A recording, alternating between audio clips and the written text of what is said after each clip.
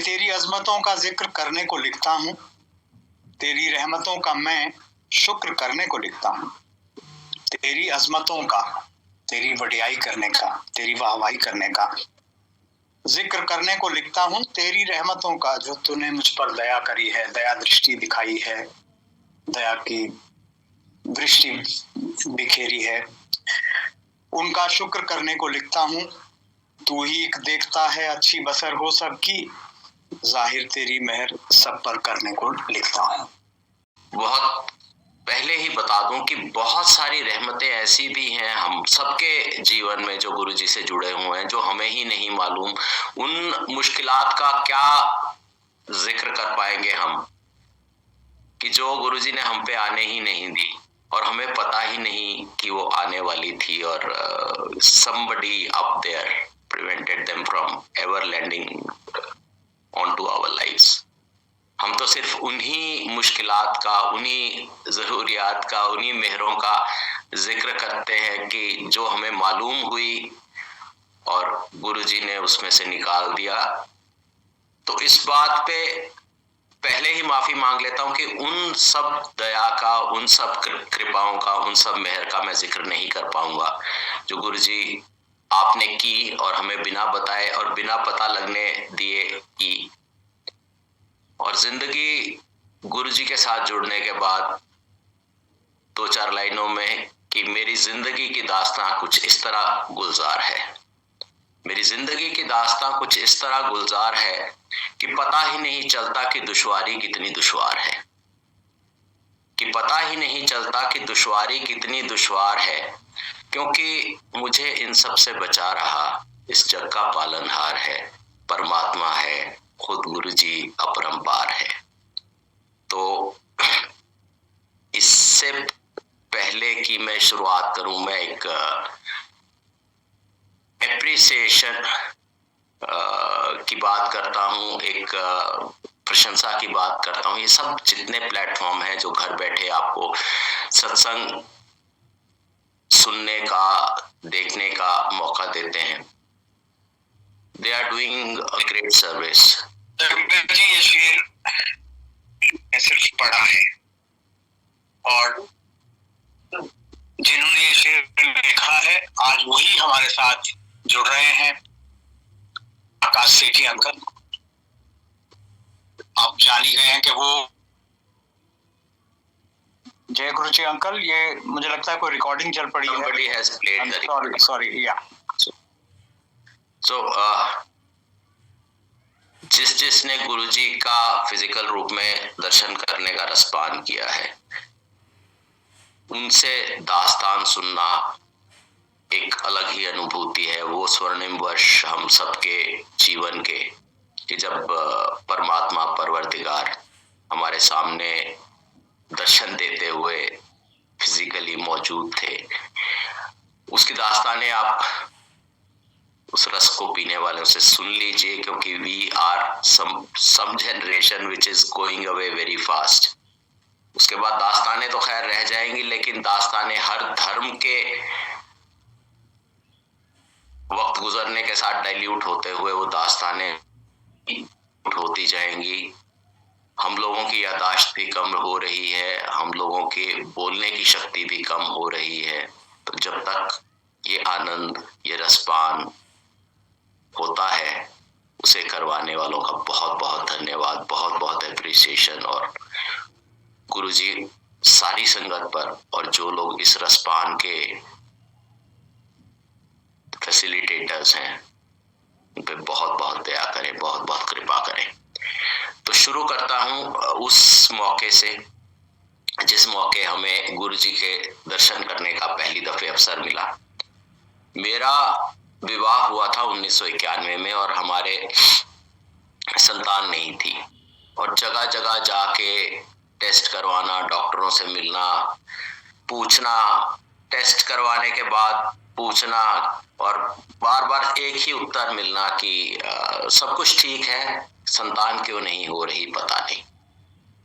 अब ऐसी परिस्थिति में जब आपको पता नहीं आपको कष्ट क्या है, आपको इलाज की जरूरत नहीं है, परंतु something that you want in life, everybody asks particularly elders, they are very eager to be blessed with grandchildren. तो वो नहीं हो रहा था, और उस बैकग्राउंड में हमारे मामा जी जो संगत में पहले से जुड़े हुए थे, उन्होंने 2-3 दफे ऐसा व्यक्त किया कि गुरुजी के वहां सब कुछ संभव हो जाता है, लेकिन जब तक गुरुजी की इच्छा नहीं हो तो आप उनके दर्शन नहीं कर सकते, ऐसा हमारे शुरू के एक्सपीरियंस में ही एस्टैब्लिश हो गया और प्रूव हो गया। क्योंकि 95 ऑनवर्ड्स मामा जी ने कहना शुरू किया और हम उनके दर्शन गुरुजी के कर पाए पहली दफे जून 98 में। थोड़ा आपको पृष्ठभूमि में ले जाऊं कि मामा जी के साथ क्या एक तजुर्बा, क्या एक्सपीरियंस हुआ कि उन्हें एक डॉक्टर ने प्रिस्क्राइब कर दिया था कि आपकी बाईपास सर्जरी होगी। सब टेस्ट किए और उसके बाद उनको निर्णय दे दिया कि आप फला तारीख को भर्ती हो जाइए, आपकी बाईपास सर्जरी की जाएगी। अब उन्होंने सोचा कि जब मैं इन महापुरुष से यानी गुरुजी से जुड़ा हुआ हूं, तो क्यों ना इनका आशीर्वाद लेकर ही इस प्रोसेस में डलूं, इस बाईपास सर्जरी के लिए एडमिट हूं। तो गए गुरुजी की संगत में बैठे। छुट्टी के समय उन्होंने गुरुजी को बताया कि गुरुजी मेरा बाईपास होना है, आप आशीर्वाद दीजिए कि ठीक ठाक हो जाए। तो गुरुजी ने उनसे कहा कि आपने ओबराय जी, आपने बहुत दिनों से मेरे चरणों की सेवा नहीं की, आप मेरे पांव दबाइए। तो मामा जी बैठ के पांव दबाते रहे और जैसे साधारण मनुष्यों का दिमाग में होता है कि कल भर्ती होना है, कल बाईपास होना है, कैसे होगा, ठीक होगा, नहीं होगा, मन में वही सब विचार, परंतु साथ के साथ पांव दबा रहे। और 1-2 दफे उन्होंने पूछा गुरुजी छुट्टी हो गई, क्योंकि मन में ये भी टेंशन है कि सुबह जाके भर्ती होना है तो I should take some rest. तो गुरुजी ने कहा नहीं, अभी पांव दबाओ। अब दबाते दबाते 12 बजे के बियॉन्ड टाइम हो गया और गुरुजी ने तब कहा चलो जाओ, अब छुट्टी हो गई। तो अब हम लोग तो शब्दों पे और कहने सुनने पे निर्भर करने वाले साधारण मनुष्य हैं, तो वैसे ही मामा जी ने कहा कि गुरुजी आशीर्वाद दे दो कि मेरा बाईपास ठीक ठाक हो जाए। तो गुरुजी ने कहा कि बाईपास तो तेरा मैंने कर दिया है, जा ऐश कर, जाके विस्की पी। ये आपको पहले स्पष्ट कर दूं कि गुरुजी वो सबकी आदतें, सबका पास्ट, सबका फ्यूचर, सबका प्रेजेंट, एक एक चीज हमेशा से पता रहती है। तो अब गुरुजी ने कह दिया और सुनने वाले ने उसको फिल्टर कहा कि भाई गुरुजी विस्की क्या पीनी है, मैं तो बीमार हूं। तो गुरुजी हंस दिए और मामा जी चले गए। जाने के बाद प्री एडमिशन टेस्ट कराए तो पैरामीटर्स बिल्कुल नॉर्मल आ रहे थे, दे वर कमिंग वेरी हेल्दी। तो वो पैरामीटर्स की रिपोर्ट लेके डॉक्टर को दिखाया तो डॉक्टर ने कहा कि शायद तुमने 2-4 दिन पहले जब रिपोर्ट्स आई थी उसके बाद खूब रेस्ट किया है, that's why you are relaxed और तुम्हारे पैरामीटर्स नॉर्मल नजर आ रहे हैं। तो तुम ऐसे करो, सारा दिन भर भाग दौड़ करो, जैसी एक्सर्शन करते हो वो एक्सर्शन कर लो और शाम को दोबारा टेस्ट करा लो, तो देन वी विल सी। शाम को दोबारा टेस्ट हुए, दोबारा टेस्ट में भी पैरामीटर्स हेल्दी आए और ऐसा कुछ इंडिकेट नहीं हुआ कि he has any cardiac problem. तो अब डॉक्टर चक्कर में पड़ गया, क्योंकि तीनों दफे टेस्ट 3 दिन पहले, आज सुबह और आज शाम को, तीनों दफे खुद की लैब में हुए थे। तो he said probably something wrong with what tests were done 3 days ago. पर ऐसा होता कभी नहीं है, तुम बताओ क्या कारण है। तो देन मामा जी रिवील्ड कि ऐसे ऐसे हमारे गुरुजी ने मुझे आशीर्वाद दिया और कहा बाईपास मैंने कर दिया। तो सभी अत्यंत पढ़े लिखे लोगों के तरह और प्रोफेशनल, सो कॉल्ड प्रोफेशनल लोगों की तरह डॉक्टर भी उतना ही मूर्ख था कि संशय करना, डाउट करना उसकी तबीयत में शामिल था। तो उसने कहा कि I would like to see your guruji. वही बात कि भाई विश्वास नहीं है जिसको, वो कैसे मान लेगा कि किसी ने सिर्फ पांव दबा कर बाईपास प्रिवेंट कर दिया। मामा जी ने कहा ठीक है, जिस दिन मैं जाऊंगा और आपके लिए भी संभव होगा उस दिन आप चल पड़िएगा मेरे साथ। तो कुछ एक हफ्तों के बाद ऐसा संयोग हुआ कि मामा जी जा रहे थे गुरुजी से की संगत में बैठने, और डॉक्टर साहब से पूछा तो doctor was also prepared to go, he did not have any engagement.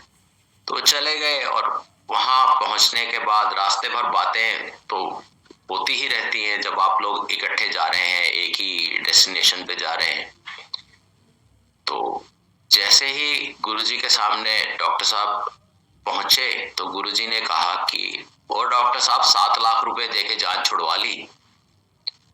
This was something. अब डॉक्टर साहब कहने तक तो उसे लगा कि शायद मेरी अपीयरेंस या मेरी फोटो या मेरी डिस्क्रिप्शन ओबराय जी ने इनको बताई होगी तो मुझे डॉक्टर साहब का, लेकिन ये 7 लाख वाली बात, डॉक्टर साहब का विवाह हुआ था और विवाह चल नहीं पाया था। सेपरेशन के लिए म्यूचुअल कंसेंट लेने के लिए he had paid 7 lakhs and only person remaining in his family was his mother, जिनको डॉक्टर साहब ने बताया नहीं था कि ये जो सेपरेशन हुआ है इसके लिए 7 लाख रुपए दिए गए हैं। He was zapped. और आप खुद ही समझ सकते हैं कि किसी को ऐसा रेवलेशन हो और वो समझ जाए कि सामने जो भी महापुरुष है, जो भी परमात्मा स्वरूप है, वो भी जानता है जो मैंने आज तक किसी को नहीं बताया, मेरे सिवा किसी को पता नहीं अदर पार्टी के अलावा, और अदर पार्टी के किसी संपर्क का वहां पे होना संभव नहीं है। तो हम 98 में गए तो तब एक बहुत अच्छी गुड न्यूज लेकर मामा जी हमारे साथ गए थे। मामा जी के साथ में एक कॉन्ट्रैक्टर हुआ करता था। उस कॉन्ट्रैक्टर के 14 साल से कोई संतान नहीं थी, और somewhere around March April of a particular year वो गुरुजी के पास गया और गुरुजी ने उसे आशीर्वाद दिया, और आशीर्वाद देते हुए कहा कि पुत्र भी दिते, धी भी दिती और ऐसे साल दिती, which was again something which was very improbable। बहुत असंभव सा लगता था उस व्यक्ति को सुनने में, और बिना किसी ट्रीटमेंट के 31 दिसंबर वाले दिन उसे ट्रिपलेट्स उसके घर में उत्पन्न हुए, 2 बेटे 1 बेटी। और वो कह उठा कि गुरुजी आपने 14 साल कुछ महीनों में ही कवर कर दिए। तो मामा जी ने जाके कहा कि गुरुजी उसके फला आदमी के ट्रिपलेट्स हुए। तो गुरुजी एकदम अबोध बालक की तरह एकदम इनोसेंट फेस बना के कहते हैं, अच्छा ट्रिप्लेक्स तो किसी ड्राई क्लीनर का नाम है। हंस पड़े हम लोग भी, और गुरुजी का एकदम अपने आप को बिल्कुल साधारण और एकदम लोगों के बीच में बैठने वाले, जिस तरीके से बात करने वाले, तो हमें ऐसा महसूस नहीं हुआ कि मतलब किसी संत महात्मा। और गुरुजी ने स्वयं कभी खुद को कुछ महापुरुष के बियॉन्ड नाम से एड्रेस नहीं किया। तो पहली दफे जाने के बाद में हम गए, और वहां पे हम कुछ देर से पहुंचे थे तो लंगर समाप्ति पर था। तो गुरुजी ने कहा पहले लंगर कर लो फिर बात करते हैं। तो लंगर किया, माथा टेका। तो गुरुजी ने, जून का अंत था, कहा मेरा जन्मदिन का फंक्शन 7 जुलाई को रेंच में हो रहा है। रेंच एक फार्म हाउस है छोटे मंदिर के नजदीक ही। तो मैं उस समय कुछ ही दिन पहले श्रीनगर की पोस्टिंग से लौट के आया था, और संयोग ऐसा हुआ कि गुरुजी ने वो निमंत्रण दिया कि 7 जुलाई को मेरे जन्मदिन की सेलिब्रेशन में आइएगा, और मुझे उससे पहले ही वापस श्रीनगर भेज दिया गया। वहां पे जिस व्यक्ति को मैंने चार्ज दिया था उसकी कुछ 1-2 मिस्टेक से या मिस हैंडलिंग से हमारा जो मेन कस्टमर है वो काफी नाराज हो गया था, और तो लौट के मुझे जाना पड़ा। और उसका नतीजा ये हुआ कि सारा परिवार तो गुरुजी के जन्मदिन के सेलिब्रेशन में गया, मैं नहीं जा पाया। और वहां पे अब चूंकि एक दफे दर्शन हो गए थे और गुरुजी के बारे में इतना भर जान लिया था कि गुरुजी स्वयं परमात्मा स्वरूप है, तो वहां पे स्मरण किया करता था कितने किलोमीटर दूर बैठ के, परंतु ये होता था कि उनका स्मरण करने से जब भी उस विकट परिस्थिति में जहां आपका कस्टमर आपसे बात करने को राजी नहीं है, आपसे उल्टी उल्टी सीधी टाइम के ऊपर सर्विस मांगता है और उल्टी सीधी सर्विस मांगता है सिंपली ये प्रूव करने के लिए कि भाई आप निखित हैं, आप यूजलेस हैं, क्योंकि वो उसको अपनी कंप्लेंट जस्टिफाई करनी है। तो उस समय हिम्मत एकदम से लौट के वापस आ जाती थी जब भी स्मरण करता था। गुरुजी का आशीर्वाद है हमारे साथ, गुरुजी हमारे सिर पे है और गुरुजी की कृपा बनी हुई है हम पर। इस परसिस्टेंस का, इस आत्मविश्वास का नतीजा ये हुआ कि करीबन 25-26 दिन बाद जब सारे चीजें फेल हो गई और गुरुजी की कृपा से हम कामयाब हो गए, तो कस्टमर हेड ने बुलाया और कहा कि we want to give you an appreciation letter. मैंने कहा पहले तो आप कंप्लेंट विड्रॉ कीजिए। कहते हैं कंप्लेंट तो विड्रॉ करेंगे ही, हम आपको एक एप्रिसिएशन लेटर देंगे, कहते हुए कि भाई जितनी अच्छी सर्विस अभी हमें मिल रही है उतनी हमें कभी नहीं मिली। समझ आ गया कि गुरुजी के आशीर्वाद का प्रताप कितना है, क्योंकि मेहनत तो जिंदगी में पहले बहुत दफे की, लेकिन इतना हिम्मत बने रहना विपरीत परिस्थितियों में और इतनी क्या कहते हैं अचीवमेंट हो पाना पहली बार देखा था। And it was appreciated at the highest level of my company. तो उस दौरान जो कभी कभार घर से बात होती थी तो बताया जाता था कि हम आज गए थे, हम बर्थडे वाले दिन गए थे, बर्थडे वाले दिन हजारों लोग आए थे और गुरुजी ने स्वयं अपने हाथ से प्रसाद बांटा था। और वो सब सुन सुन के और इच्छा तीव्र होती थी कि जल्दी से वापस जाने को मिले और गुरुजी के दर्शन हो। तो लौट के आया, लौट के आने के बाद गुरुजी के दर्शन किए, संगत में बैठे थे, तो तब धीरे धीरे बातें करना अलाउड नहीं था, सोशलाइजेशन अलाउड नहीं था, पर थोड़ी बहुत जो इन्फॉर्मेशन मिलती थी उससे ये बताया जाता था कि स्वयं जाके गुरुजी से बात नहीं करनी, जब बुलाएंगे तो तब जाना है। अब बार बार मन में विचार आए कि कब बुलाएंगे, क्योंकि आप एक दरबार में पहुंचे हैं जहां का उसूल है कि जब तक बुलाया ना जाए तब तक आप जाके प्रश्न नहीं करेंगे। वैसे तो प्रश्न करना और बात करना और ये सब आज समझ आता है कि निरर्थक है, कि जो शाहों के शहंशाह हैं उनसे हम क्या कहें, हम क्षुद्र जन कह भी तो क्या कह सकें। जो सभी जानता हो, कुछ भी ना छुपा हो, उसके सामने किस चीज को बेपर्दा करें, कैसी दुआ करें, कैसी इल्तिजा करें, वो पहले ही जानता है। हम करें तो क्या करें, बस इतना करें, चरण शरण पड़े रहे, चरण शरण से जुड़े रहे। तो ये उसूल तब तो मालूम नहीं था, तो मन में ये आता था कि कब गुरुजी बुलाएंगे, कब पूछेंगे कि क्यों, क्या चाहिए तुम्हें, क्या इच्छा है, क्या तुम्हारी कामना है। तो वो हो ना। 2-3 दफे क्या हुआ, गुरुजी ने इशारा किया किसी को बुलाने का, मुझे लगा मुझे बुला रहे हैं, मैं उठ के खड़ा हुआ तो साथ वालों ने बिठा दिया। गुरुजी ने एक दफे बिठा दिया, तैनू नहीं बुलाया करके कहा। जिस दिन बुलाया उस दिन विश्वास नहीं हुआ कि भाई मुझे बुला रहे हैं, मैं उठा ही नहीं। तो मैंने कहा ये पिछली 3 दफे 4 दफे वाला ही काम है। तो जो आसपास बैठे थे उन्होंने कहा कि भाई आपको बुला रहे हैं। मैं उठ के गया, जाके चरण छुए। गुरुजी कहते हैं इत्थे क्यों आए? अब गुरुजी के तेज के सामने, उनकी औरा के सामने बोल पाना तो बड़ा कठिन है, मुश्किल से मुंह से निकला गुरुजी संतान नहीं है ते हो जाएगी फिर। गुरुजी कहते हैं ते हो जाएगी फिर, पाज जाए तो।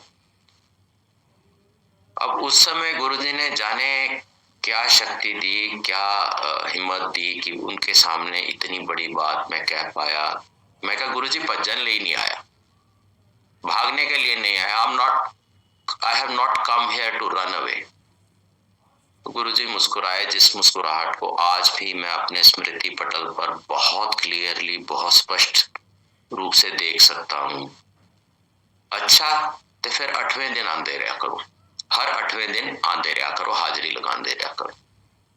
अब 8 दिन की माया मुझे मालूम था ये है कि मैं शिफ्टों में नौकरी करता हूं और 2 दिन सुबह की ड्यूटी, 2 दिन दोपहर की, 2 दिन रात की और फिर 2 ऑफ। सिर्फ पहले ऑफ में संभव था कि जाके संगत में बैठो, जहां पे 7, सवा 7 बजे शुरुआत होती थी संगत की और 11 बजे, 12 बजे, 12:30 बजे, 1 बजे, 2 बजे कभी तक भी चलता था।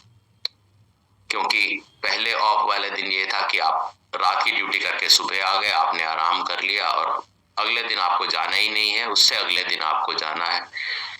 तो लगा कुछ कोइंसिडेंस है कि गुरुजी ने 8 दिन कहा, पर फिर वही मुड़ के देखता हूं तो जो जानी जान है, सर्वज्ञ है, सर्वव्यापी है, सर्वशक्तिमान है, उसको उसकी कैपेबिलिटीज, उसकी एबिलिटीज, उसकी ताकत को नाप पाना, सोच पाना या इवन इमेजिन कर पाना उस समय हमारे लिए संभव नहीं था।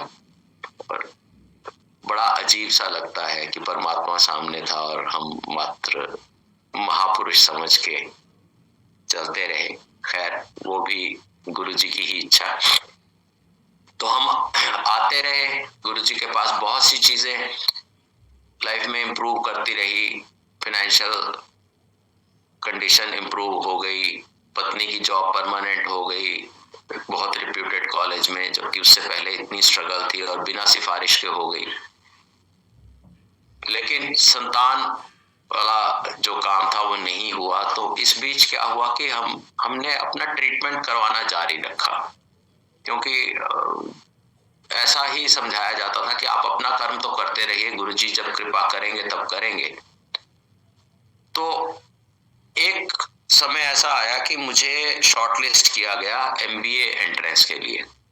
अब MBA एंट्रेंस के लिए किया गया और हमने क्या कहते हैं घर में बात की, घर में फैसला नहीं हुआ, क्योंकि पत्नी ने कहा कि आप एंट्रेंस दोगे, अगर सिलेक्ट हो गए तो आप साल सवा साल के लिए MBA करने चले जाओगे, because it was a residential programme, और कभी कभार आया करोगे तो ये जो ट्रीटमेंट है ये डिसकंटिन्यू हो जाएगा और सारा प्रोसेस 2 साल पीछे चला जाएगा।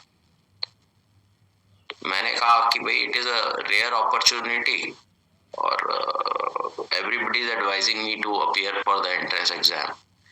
तो नहीं हुआ। तो तब तक ये समझ आ चुका था कि जिस चीज का घर में फैसला ना हो या आपस में फैसला ना हो तो गुरुजी से पूछ लो। जाके संगत में बैठे, लंगर शुरू होने से पहले जाके गुरुजी को हाथ जोड़े कहा कि गुरुजी ऐसे से शॉर्ट लिस्टिंग हुई है, तो एग्जाम दूं या ना दूं। और बड़ी बदतमीजी से पूछा कि मैंने कहा कि यदि संतान का काम आपने अभी नहीं करना है तो। गुरुजी ने मेरे इस बदतमीजी वाले पार्ट को तो इग्नोर कर दिया और सिर्फ दूसरे हिस्से का जवाब दिया, अपॉर्चुनिटी नॉक्स ओनली वंस। गुरुजी ने कहा कि मौका बार बार नहीं मिलता, अपॉर्चुनिटी नॉक्स ओनली वंस, तुम एग्जाम दे दो। वापस लौटते समय रास्ते में फिर बहस हुई और पत्नी ने कहा कि गुरुजी तुम्हारी तरफदारी करते हैं और मेरे कष्ट का नहीं ख्याल करते, और ये सब बातें करते करते हम लौट आए।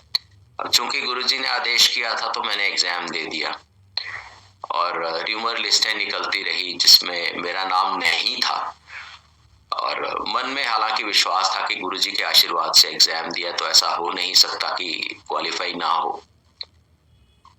तो IUI की 2 अटेम्प्ट्स, IUI यूटेराइन इंसेमिनेशन करके एक थोड़ी इनएक्सपेंसिव टेक्निक है जिसकी कोशिश डॉक्टर कर रही थी हमारे साथ में। तो 2 अटेम्प्ट्स कर चुकी थी, दोनों फेल हो चुकी थी। तो तीसरे अटेम्प्ट से पहले उसने कहा कि ये आखिरी अटेम्प्ट है, इसके बाद आपको IVF पे जाना पड़ेगा। और IVF वेरी फ्रैंकली उस समय की परिस्थितियों के हिसाब से अफोर्डेबल नहीं था, हम उसके पैसे भी नहीं भर सकते थे, because that was not a single process, उसमें रिपीट होने की और फिर रिपीट होने की संभावनाएं काफी थी और we were not having that sort of financial resources that time. तो तीसरी अटेम्प्ट होनी थी और हम लोग गए हॉस्पिटल में और मैंने ऑफिस में कह रखा था कि मैं फर्स्ट हाफ नहीं आऊंगा क्योंकि फर्स्ट हाफ में ये होगा और ये होने के बाद में वाइफ को वापस घर छोड़ना था। तो पहला सैंपल दिया तो फेल हो गया। उसने कहा कि नहीं, आपको रिपीट सैंपल देना है, आप 3 घंटे बाद रिपीट सैंपल दीजिए। अब परिस्थिति ये हो गई कि जो काम 1 बजे होना था वो 4 बजे शाम को होगा। तो मैंने ऑफिस में फोन किया, मैंने कहा कि भाई आज तो आ नहीं पाऊंगा। तो बॉस ने बड़े गुस्से से कहा नहीं आज तो तुम्हें आना पड़ेगा, आज आना बहुत जरूरी है, चाहे 5 बजे आओ चाहे 6 बजे आओ। तो मैंने एक फ्रेंड को बुलाया, उसे कहा कि भाई आफ्टर द प्रोसेस आप मैडम को घर छोड़ दीजिएगा, और खुद मैंने प्रिपेयर कर लिया कि सेकंड ये काम होने के बाद में मैं ऑफिस चले जाऊंगा। तो सेकंड सैंपल दिया, एक्सेप्ट हो गया, उसने प्रोसेस किया और मैं ऑफिस चला गया। ऑफिस गया तो बॉस कहता है कि तुम्हारा सिलेक्शन हो गया, अब ये बताओ ज्वाइन करना है या नहीं करना। तुम करो या ना करो, मेरी तो दोनों तरफ मुसीबत है, क्योंकि तुम्हारा सिलेक्शन हुआ है और तुम्हारे साथ जो कलीग है उसका वेट लिस्ट नंबर 1 है। तुम नहीं ज्वाइन करोगे, वो तो पक्का ज्वाइन कर लेगा, तो मेरा तो एक अफसर कम होना ही है। तो तुम बताओ कि तुमने ज्वाइन करना है या नहीं करना। मैंने कहा कब तक का समय है बताने के लिए। कहता है कि अभी तो 3-4 दिन है, तुम बता दो। मैं सिर्फ तुम्हें पूछने के लिए और तुम्हें न्यूज ब्रेक करने के लिए कि भाई तुम्हारा सिलेक्शन हो गया है, इंसिस्ट कर रहा था कि दफ्तर जरूर आओ। अब उसके 1-2 दिन बाद हम गए, गुरुजी का माथा टेका और फिर वही मूर्खता की कि as if anybody can break any news to the one who creates the news. जाके कहा कि गुरुजी सिलेक्शन हो गया है। तो गुरुजी ने कहा फिर तो कल्याण हो गया। अब बड़ा एक उस किस्म का भाव मन में आया कि आपने आशीर्वाद दिया कि एग्जाम दीजिए। मैंने एग्जाम दिया और मैंने कहा कि सिलेक्शन हो गया और आप कह रहे हैं फिर तो कल्याण हो गया। वो पत्नी कहती है कि ये तो बड़ा ऑब्वियस सी बात है गुरुजी, इतनी ऑब्वियस सी बात कह क्यों रहे हैं। लेकिन वो ऑब्वियस के बियॉन्ड बहुत एक गहरी बात थी जो हमें 15 दिन बाद पता चलने वाली थी। जब मैंने ज्वाइन कर लिया, ज्वाइन करने के बाद मैं फर्स्ट ब्रेक पे वापस आ रहा था तो वाइफ ने कहा एक प्रेगनेंसी टेस्टिंग किट लेके आइएगा। लेके आए और मेरे को याद है वो दिन उसने टेस्ट किया और टेस्ट पॉजिटिव आया और हमारा जिसको कहते हैं कि खुशी से पगला जाना वो हाल हो गया कि जो गुरुजी ने कहा था फिर तो कल्याण हो गया, वो फिर तो कल्याण हो गया के अंदर ये गहरा राज था जो हमें नहीं मालूम था और हमें अंदेशा भी नहीं था कि जिस दिन पहला सैंपल फेल हुआ हो, दूसरा सैंपल किसी प्रकार से एक्सेप्ट हुआ हो, उस दिन ये हो जाएगा। ये अपने आप में एक करिश्मा था, पर गुरुजी कह चुके थे कि फिर तो कल्याण हो गया, तो वो कल्याण इस प्रकार हुआ था। और उसके बाद मन में पत्नी के ये विचार कि मेरे प्रेगनेंसी के दौरान ये दूर रहते हैं, हफ्ते 10 दिन में एक दफे आते हैं और मुझे रोज अप डाउन करना पड़ता है। उसका निदान गुरुजी ने किया कि इसकी वाइफ की एक कलीग के हस्बैंड की पोस्टिंग अब्रॉड हो गई। उसने वो कैंपस पे रहती थी, उसने ऑफर किया कि आप मेरे घर में रह लीजिए और जो कुछ भी कहते हैं अलाउंसेस कटते हैं वो आप पे कर दीजिए, you can stay in my house. ये शिफ्ट कर गई तो ये हो गया कि घर से क्लास तक जाने और क्लास से घर तक आने में मात्र 300-400 मीटर का डिस्टेंस रह गया। और वो फेज जो क्रिटिकल था, जो काफी संभाल से चलने का था, वो गुरुजी ने इस तरीके से आसान कर दिया। मैं एमबीए करता रहा। जनवरी के आखिरी दिन गुरुजी ने 2 दफे संतान बख्शी, एक बारी जनवरी के आखिरी दिन और एक बारी दिसंबर के पहले दिन, first day of the last month and last day of the first month. पुत्र का जन्म हुआ। जब वो 40 दिन का हुआ तो हम लेके गए, जैसे प्रथा है कि 40 दिन तक घर से बाहर नहीं निकालते बच्चे को। तो 40 दिन का हुआ तो हम ले जाके गुरुजी के चरणों में लिटाया और गुरुजी ने आशीर्वाद दिया। और पत्नी से पूछते हैं, पूनम आंटी मुंडा होर ले ले। अब जिसका 40 दिन का बच्चा हो और इतनी कठिनाइयों से, इतनी ट्रीटमेंट से हुआ हो, उसके मन में क्या विचार आएगा। शी डिड नॉट रिप्लाई, उसने जवाब नहीं दिया।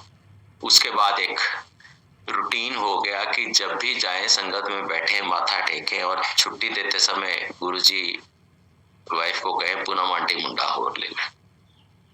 और एक आध दफे उन्होंने ये भी कहा पूनम आंटी मुंडा होर ले ले, फिर ना कहीं।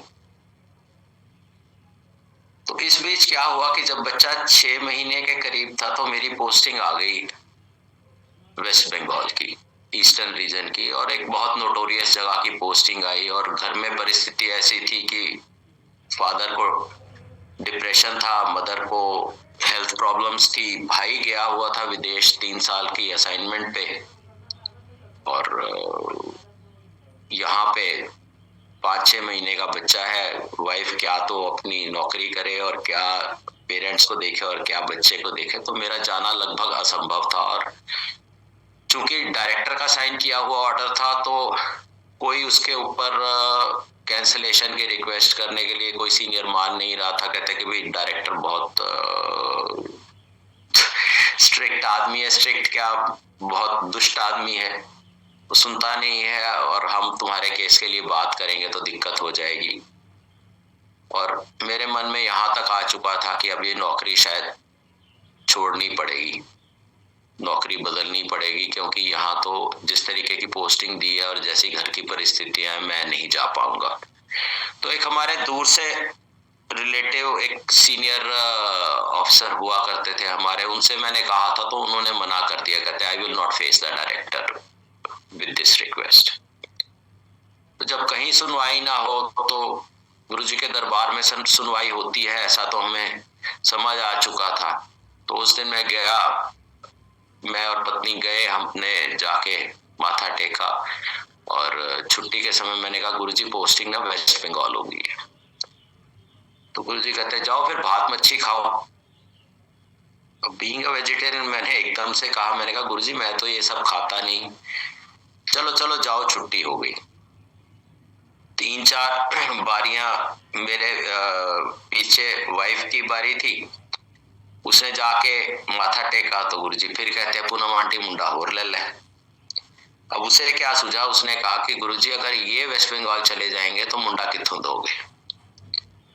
गुरुजी हंसने लग गए, और मैं थोड़ी दूर खड़ा था, मुझे कहते ओ इंडियन ऑयल वाले सेठी इधर आ, चल तेरी पोस्टिंग कैंसिल हो गई। और ऐसा हुआ कि ना ऑर्डर चेंज हुए, ना नए ऑर्डर आए, ना कुछ हुआ। 7 जुलाई 2001 को मैंने वापस वहीं ज्वाइन कर लिया जहां से मुझे वेस्ट बंगाल जाने के लिए ऑर्डर हुए थे। और एक चीज स्पष्ट हो गई, जब गुरुजी ने कहा ना इंडियन ऑयल वाले सेठी, तो ये समझ आ गया कि जो मैं सोचता हूँ कभी कभी जॉब चेंज करने के लिए या VRS लेने के लिए, ये सब कभी हो नहीं पाएगा। और नतीजा यही है कि अपने वक्त पूरी सर्विस करने के बाद अक्टूबर 23 में ड्यू डेट के ऊपर मैं रिटायर ही हुआ वहां से। और मैंने कभी विचार नहीं किया, क्योंकि गुरुजी के श्रीमुख से ये सुन लिया था कि इंडियन ऑयल वाले सेठी, तो समझ आ गया कि this is a marriage, this is not an affair. तो वो कैंसल हो गया। उसके बाद फिर जब भी जाते थे तो गुरुजी कहते थे पूनम आंटी मुंडा होर ले ले। तो एक दिन जाते समय उसने मुझसे पूछा कि गुरुजी हर बार कहते हैं पूनम आंटी मुंडा होर ले ले, मैं क्या जवाब दूं? अभी जो तुम्हारे मन में आए वो जवाब दो, ये निर्णय तुम्हारा है। कहती नहीं वही सब ट्रीटमेंट कराना पड़ेगा, वो हार्मोन के इंजेक्शन लगाएंगे, वो IUI करेंगे, वो IVF की बातें कर। मैंने कहा भाई आप देखो, आप गुरुजी आपको पूछते हैं, मुझे तो पूछते नहीं है। गए, छुट्टी के समय गुरुजी ने कहा पूनम आंटी मुंडा होर ले ले। उसके मुंह से निकला गुरुजी जो आपकी इच्छा। और एग्जैक्टली एक हफ्ते के बाद she tested positive, this time without any treatment, without any hormones, without any procedure, बिना कोई इंटरवेंशन के, मेडिकल इंटरवेंशन के बगैर शी हैड कंसीव्ड। गुरुजी तो इतने समय से कह रहे थे, उसने जैसे ही हामी भरी या मूक स्वीकृति दी कि जैसी आपकी इच्छा, it materialized and without any medical intervention. मैं और वो हम इस बार तो मतलब जैसे होता है कि भाई आप पहली दफे हुआ तो आप इतना आश्चर्य में आ गए, दूसरी दफे तो उससे भी बड़ा आश्चर्य कि कोई डॉक्टर ने कुछ नहीं किया, हमने क्या कहते हैं कोई ट्रीटमेंट नहीं लिया और कोई प्रोसीजर नहीं किया और सिर्फ गुरुजी के वाक्य कर देने से संभव हो गया। तो दूसरा बेटा हुआ 2002 के अंत में और उसके कुछ समय बाद मेरी पोस्टिंग आ गई बॉम्बे की। मैंने जाके गुरुजी को, तब तक खैर घर की स्थितियां काफी इम्प्रूव हो चुकी थी, पेरेंट्स की हेल्थ काफी बेटर थी, भाई वापस आ चुका था और पत्नी और बच्चे एक तरीके से कॉलेज में रहते हुए अपनी लाइफ ठीक से मैनेज कर पा रहे थे। तो मैंने जाके कहा गुरुजी पोस्टिंग ना बॉम्बे हो गई है, तो जाओ फिर, बहुत बढ़िया है। अब गुरुजी ने कह दिया जाओ बहुत बढ़िया है, तो मैं चला गया। और पहले मैं गया विदाउट फैमिली 2003 में। तो बीच में जब भी आता था माथा टेकता था और पत्नी साथ होती थी। गुरुजी कहते थे कि एन्ना नु भी ले जा बॉम्बे। अब थोड़ा कठिन लगता था क्योंकि वाइफ की जॉब थी यहाँ पे, उसकी जॉब में ट्रांसफर का स्कोप नहीं था, तो दिल्ली यूनिवर्सिटी की जॉब थी। तो फिर गुरुजी कहे कि गुरु एन्ना नु नाल ले जा, नहीं तो मुंडा होर दे देंगा। वैसे तो बड़ी प्यारी थ्रेटनिंग थी कि भाई जो एक को तरस रहे थे उनको 2 देने के बाद भी आप कह रहे हो मुंडा होर दे देंगा। तो समझ ना आए कि कैसे किया जाए। तो एक दिन वाइफ को कहते हैं कि पूनम आंटी तेनू पता पीएचडी दी फुल फॉर्म की होती है? तो उसने स्टैंडर्ड जो फुल फॉर्म है वो बता दी, डॉक्टरेट इन फिलॉसफी। उसे कहते हैं चल पीएचडी होता है पागल होने का डर। तो हमने भी सुन लिया, उसने भी सुन लिया। लौटते समय अब डिस्कशन हो रहा है, थोड़ा सा इतनी समझ आ चुकी थी कि गुरुजी जो भी कहते हैं, बोलते बहुत कम है लेकिन जो भी कहते हैं उसमें इतना तत्व होता है जो जिंदगी बदलने वाला तत्व होता है। मैंने कहा कि भाई आपको समझ आया कि पीएचडी का जिक्र गुरुजी ने क्यों किया? कहती हाँ, सोच तो मैं भी रही हूँ कि पीएचडी का जिक्र इसलिए किया, यदि मैं पीएचडी के लिए रजिस्टर हो जाऊं तो मुझे स्टडी लीव मिल जाएगी and I can join you in Bombay. और जो प्रोसेस रजिस्ट्रेशन का लोगों का कई महीने में होता है, उसका 1 महीने में हो गया and she and children would join me in Bombay. और आज तक भी बच्चे बहुत छोटे हुआ करते थे तब, लेकिन आज तक भी बहुत चेरिश करते हैं कि बॉम्बे में काटा हुआ समय बड़ा मजेदार था। अब बॉम्बे में रहते हुए एक दफे एक ऐसा हुआ कि छोटा बेटा जो है वो बालकनी में खड़ा हुआ था, क्या कहते हैं, बालकनी की छोटी दीवार के ऊपर, और मेड उसके साथ खड़ी थी पकड़ के। अचानक मेड को क्या हुआ कि she fell asleep और उसे चक्कर आया कुछ, उसने छोड़ दिया। एंड मैं ड्राइंग रूम में लेटा हुआ था, अचानक मेरी नजर आई और मैंने देखा कि वो टॉपल होने वाला है। तो अब कोई कष्ट हो, कोई तकलीफ हो तो मुख पे तो अपने इष्ट देव गुरुजी का ही नाम आता है। तो कहा गुरुजी रक्षा करो, और भागा उस बच्चे की तरफ और देखे कि वो नीचे की तरफ टॉपल करने के बजाय अंदर की तरफ टॉपल किया और मेरे हाथों में आ गया। और ये गुरुजी ने किया, इसका प्रमाण कुछ ही दिनों बाद मिल गया कि एक संगत जन को गुरुजी ने कहा कि जाओ पूनम आंटी के घर होके आ। तो उसने कहा अच्छा कहाँ है? तो गुरुजी ने कहा कि बॉम्बे में है, पता कर ले, 2nd फ्लोर पे रहते हैं, बड़ा साफ सुथरा रखा हुआ। अब उसने किसी से पूछ के फोन नंबर मेरे को कॉल किया और मेरे को कहा कि तुमने गुरुजी को बताया तुम 2nd फ्लोर पे रहते हो? मैं कहा नहीं। तो देन 2 और 2 4 समझ ये आता है कि जब उन्होंने रक्षा की बच्चे की, तो उन्हें ये तो पता है कि 2nd फ्लोर की बालकनी में छोटी दीवार पे खड़ा था। और ये तो बहुत छोटी बात है, मतलब सब पास्ट, सब प्रेजेंट, सब future, what we think, what we are planning, all is known to him. इस पे एक प्रकरण और याद आता है कि जब शुरू में हमने संगत में बैठना शुरू किया, जाके गुरुजी के दर्शन करने शुरू किए, उन दिनों में पहली दफे सत्संग किसी का सुना, सत्संग सुनने के बाद महसूस हुआ कि ये सब जो गुरुजी संभव कर देते हैं या गुरुजी बदल के रख देते हैं, ये तो परमात्मा के सिवा किसी का काम नहीं है।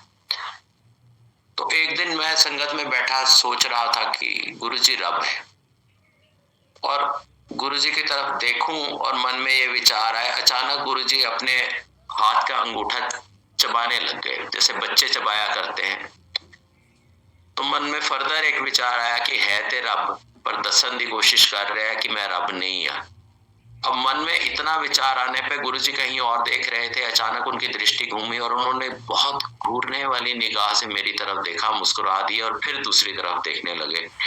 और समझ आ गया कि मैं क्या सोच रहा हूँ वो भी इनको विदित है, वो भी ये जानते हैं, और मैं ये कुछ ऐसा सोच ही नहीं सकता कि जो मैं सोचूं कि इन्हें पता नहीं चलेगा। तो वो तजुर्बा और कितने तजुर्बे इस तरह के हुए हैं जिंदगी में और होते रहते हैं, इनका कोई अंत नहीं। तो 2005 के दौरान बॉम्बे में फ्लड्स आए और बड़ी विकट सी स्थिति थी, बड़ी मुश्किल सर्कमस्टेंसेस थी। मैं ऑफिस से लौट रहा था, एक कलीग मेरे साथ था, उसका बेटा उसके स्कूल में स्टेशन था और स्कूल वालों ने फोन करके कहा था कि बसें आज नहीं चल पाएंगी और इस कारण बच्चे रात को स्कूल में रहेंगे। तो he wanted to meet his son. हम लोग गए, देखा और ठीक ठाक है बच्चों का arrangement, and kids were very happy staying with their friends. तो लगा कि यार निश्चिंत होके हम लोग घर की तरफ जा सकते हैं। तो वहां से निकले तो काफी पानी खड़ा हुआ था। एक जगह पे आके ऐसा महसूस हुआ कि आगे जाना संभव नहीं है, जहां खड़े हैं वहां तो कुछ ठीक है। ऑफिस फोन किया कि भाई ऑफिस लौट आए, तो कहते हैं नहीं, यहाँ 7-8 फुट पानी ऑलरेडी खड़ा हो चुका है, आप लौट के मत आइए, जितने लोग हैं उनका ही इंतजाम बड़ा मुश्किल हो रहा है। घर फोन किया तो वाइफ ने कहा आप यहाँ मत आइएगा, 7-8 फुट पानी खड़ा हो चुका है, सारी गाड़ियां डूब चुकी हैं, आपको तो स्विमिंग भी नहीं आती, तो आप घर तक पहुंच ही नहीं पाओगे।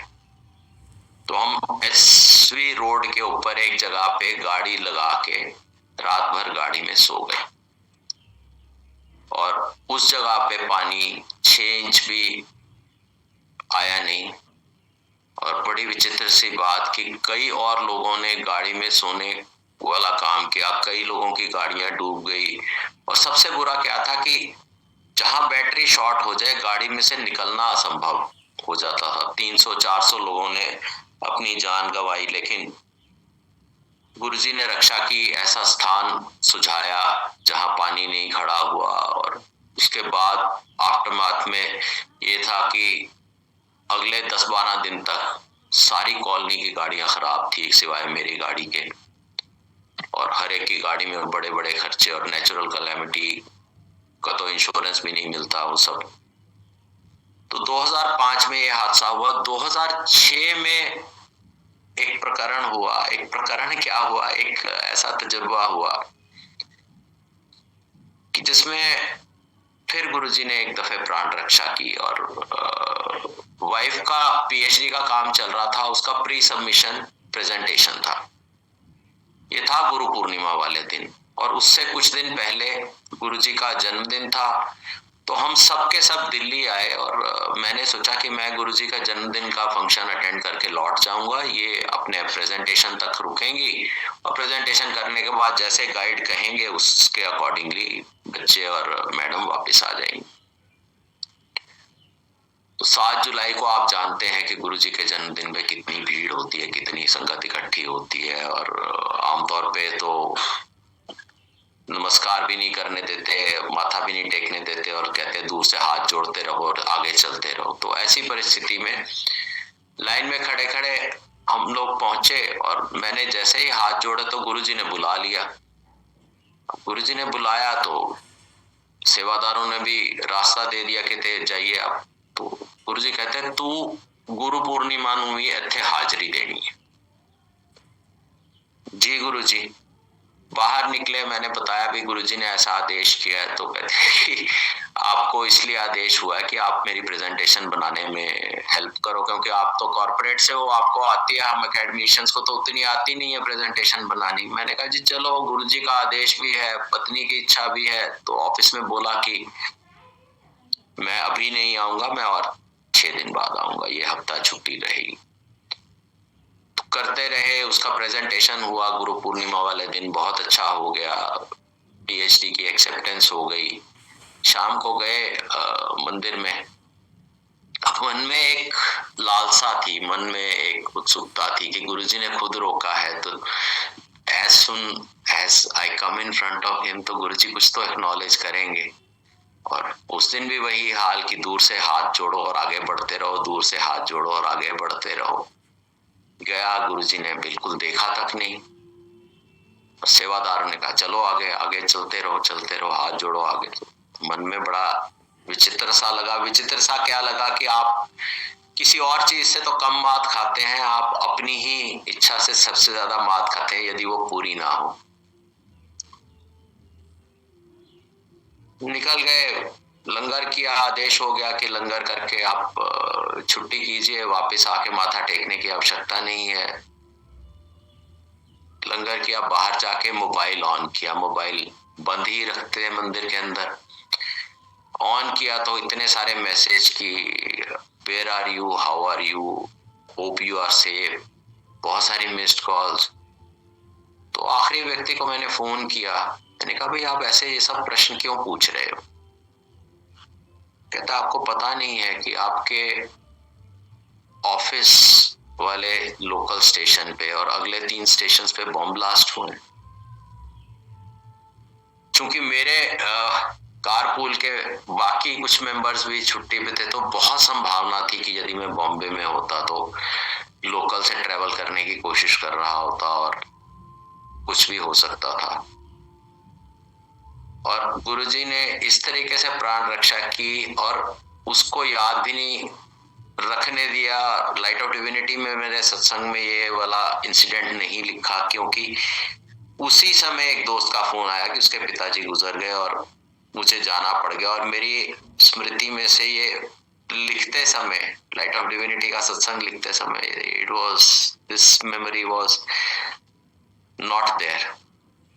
खैर, अगले साल 2007 में जनवरी में मैं आया, गुरुजी की संगत में बैठा था, तो माथा टेकने की बारी आई तो गुरुजी कहते तू वापस दिल्ली आ गया है? तो मैंने कहा नहीं गुरुजी, बॉम्बे। तो ये सेड कि तेनू नहीं क्या, तेनू कह रहा, ही पॉइंटेड टू अनदर संगत मेंबर। पर ये समझ आ गया कि भाई ये जो इशारों में बात होती है, गुरुजी जो क्रिप्टिक में संदेश देते हैं, तो इस साल ट्रांसफर वापस दिल्ली होगा। और वही हुआ, ट्रांसफर ऑर्डर्स आए तो केम बैक टू दिल्ली। आने के बाद में जिस दिन आखिरी दिन संगत हुई है गुरुजी की फिजिकल फॉर्म में, fortunately we were there and were told to share our satsang with on one-to-one basis with some sangat members. उसके बाद का तजुर्बा बहुत ओवरवेलमिंग था। गुरुजी ने जिस दिन शरीर त्यागा, मैसेज आया फोन पे कि भाई कुछ बताया नहीं गया, ये कहा गया कि बड़े मंदिर पहुंचो। पहुंच के दृश्य देखा तो दिल एकदम हिल के रह गया। और तो इट वाज लाइक कि आपकी समझ से तो इतना है कि भाई आप यही समझते हो कि फिजिकल जो है वही सब कुछ है, बाकी और कुछ नहीं है। तो मन में ये विचार आ गया और हम लोग एक कंपटीशन में जाया करते थे। अगले दिन से वो कंपटीशन शुरू होना था नेशनल लेवल का, तो उसमें हम हर साल नेशनल फाइनल तक पहुंच जाते थे। उस साल रीजनल प्रीलिम्स के बाद हमें कहा गया कि आप ना क्वालिफाई नहीं कर पाए रीजनल फाइनल्स के लिए। तो जेब से गुरुजी की तस्वीर निकाली और अपनी मूर्खता भरी सोच उनके सामने प्रकट की कि गुरुजी अब आप हो नहीं तो हमारे साथ ऐसा ही होगा। देखा तो तस्वीर में गुरुजी मुस्कुरा रहे थे और गुरुजी वैसे भी मुस्कुरा रहे होंगे मेरी मूर्खता पूर्ण बात सुन के। तो इतने में एक टीम मेंबर आया, कहता सर जो डिसीजंस हमने दिए इन्होंने कुछ और ही फीड किया, वो हमारे डिसीजंस ही नहीं ठीक फीड किए हुए। मैंने कहा ठीक फीड करवा लो, क्या होना है। तो उसने ठीक फीड करवाया, हम क्वालिफाई कर गए और उस साल हम जीत गए। गुरुजी ने इन नो अनसर्टेन टर्म्स जवाब दे दिया कि शरीर छोड़ा है, संगत नहीं छोड़ी, संगत पे कृपा करनी नहीं छोड़ी, तुम्हारे साथ हूं, हमेशा साथ रहूंगा। और उसके बाद कितनी ही दफे इस चीज का प्रमाण कि गुरुजी हम सब के बीच ही हैं, हम सब पे कृपा कर रहे हैं, कितने कितने प्रमाण मिलते रहते हैं। 2013 का एक इंसिडेंट है, जिस दिन आई कुड हियर हिम। आप शायद सोचें कि मेरी कल्पना है, इमेजिनेशन है, बट अगर कल्पना भी है तो I would love to stay with that kalpana for several births of mine, as many births as I get from the Almighty. हम लोग स्कूल के एलुमनाई का फंक्शन एक अटेंड कर रहे थे, सब लोग नाच रहे थे, मैं भी नाच रहा था। मेरी हेल्थ काफी डिटीरियोरेट कर चुकी थी तब तक, बहुत लंबे वर्किंग आवर्स हो चुके थे और इरेगुलर फूड और जंक फूड और ये सब चल रहा था। तो नाचते नाचते अचानक सीने में दर्द हुआ और मैं बैठ गया। तो मेरे साथ में एक मेरे मित्र थे, तो वो डॉक्टर एसोसिएशन के सेक्रेटरी थे उस समय, एक बहुत बड़े हॉस्पिटल के। तो उन्होंने कहा क्या है तुम्हें, कोई कार्डियक प्रॉब्लम है क्या? मैंने कहा नहीं, मुझे तो कुछ नहीं है, नथिंग इन माय नॉलेज। तो कहते हैं चलो फिर हॉस्पिटल चलते हैं, चेक करवा लेते हैं। मैंने कहा give me 5 minutes, let me try and recover, हो सकता है गैस्ट्रिक की प्रॉब्लम हो या कुछ ऐसा हो। कहते ठीक है बट मात्र 5 मिनट, ओनली 5 मिनट्स। तो आई सैट डाउन। वो बाहर जाके उन्होंने चीजें लाइन अप कर ली अपने हॉस्पिटल में और डॉक्टर से बात करके 5 मिनट बाद लौटे तो कहते हैं आप कैसा लग रहा है? मैंने कहा कोई बेहतरी नहीं है, मुझे तो अभी भी वैसा ही महसूस हो रहा है। तो उन्होंने अपनी गाड़ी में मुझे पत्नी को बिठाया और ड्राइवर हमें लेके हॉस्पिटल पहुंच गया। वहां पे जाके एंजियोग्राफी हुई तो टेक्नीशियन और जूनियर डॉक्टर आपस में बात कर रहे थे, तो कहते हैं कि एमआई का केस है। MI is myocardial infarction, which is the technical name for heart attack. तो समझ आता था ये सब टर्मिनोलॉजी, तो एकदम से खौफ ने, डर ने घेर लिया। गुरुजी को स्मरण किया, और किसे स्मरण करें? हर मुसीबत में, हर विकट परिस्थिति में, हर दुश्वारी में गुरुजी को ही तो याद करते हैं। तो प्रश्न किया कि गुरुजी क्या आज मुलाकात हो रही है? क्योंकि भागवत गीता में पढ़ा था कि जो जिसका ध्यान करता है, जिसको पूजता है, मृत्यु उपरांत उसे प्राप्त होता है। तो गुरुजी से प्रश्न किया कि गुरुजी क्या आज मुलाकात हो रही है? तो वही कड़कती हुई आवाज और वही डांटने वाला अंदाज सुनने को मिला, कोई मुलाकात नहीं हो रही, अपनी औकात इच रह के गल करो, जिथे हो उथे ही रहो, जो कर रहे हो वही करते रहो। मुझे जवाब मिल गया। इतने में क्या हुआ कि पत्नी को इंडेमनिटी बॉन्ड साइन करने के लिए दिया गया कि हम प्रोसीजर करेंगे, स्टेंटिंग करेंगे। तो इंडेमनिटी बॉन्ड एक लीगल डॉक्यूमेंट साइन करवाते हैं कि अगर प्रोसीजर के दौरान कुछ हो जाए व्यक्ति को तो it is part of the process, इसके लिए लीगली लायबल ना होल्ड किया जाए। जो टीम या जिन लोगों ने ये प्रोसीजर किया है उसको। तो she was little hesitant to sign। वो आके घबराहट में उसने मुझसे पूछा कि ये इंडेमनिटी बॉन्ड साइन करने को कह रहे हैं, कर दूं? मैं कहा आंखें बंद करके कर दो, क्योंकि हमारी जो सबसे ऊंची सरकार है, जो हमारे मालिक हैं, उनका हुक्म हो गया है, उन्होंने कह दिया है कहीं नहीं जा रहा, वहीं रह रहा हूं जहां पे हूं और वही कर रहा हूं जो कर रहा हूं। So whatever good or bad job these doctors and technicians do, I'm not going anywhere. You sign this without any fear, without any apprehension. She signed and the procedure happened. Recovery was fast. Today I am in front of you. पहले से बेहतर health है. गुरु जी की कृपा सदैव थी, है, बनी रहेगी. और सारी बातों का सार 2-4 लाइनों में कहता हूं कि गुरुजी ने करोड़ों पे, अरबों पे कृपा की है. किस किस के ऊपर कृपा की है हमें कोई अंदाजा नहीं है. और उस कृपा के इतने बड़े सागर, महासागर में से एक आध कतरा, एक आध बूंद हमें नसीब हुई है. तो तेरे नूर की एक बूंद से जिंदगी में खुशियों का सैलाब आ गया. तेरे नूर की एक बूंद से जिंदगी में खुशियों का सैलाब आ गया. जिसने भी मेरा नसीब देखा कहा इस पे कितना शबाब आ गया. और जब भी मैंने कोई तमन्ना की और था पशोपेश में कि तेरे दर पे उसके लिए दुआ करूं या ना करूं, दुआ करूं या ना करूं, दुआ करने से पहले ही उस दुआ का मुकम्मल जवाब आ गया, मुकम्मल जवाब आ गया. जय गुरु जी. कुछ कहना नहीं पड़ता, कुछ मांगना नहीं पड़ता.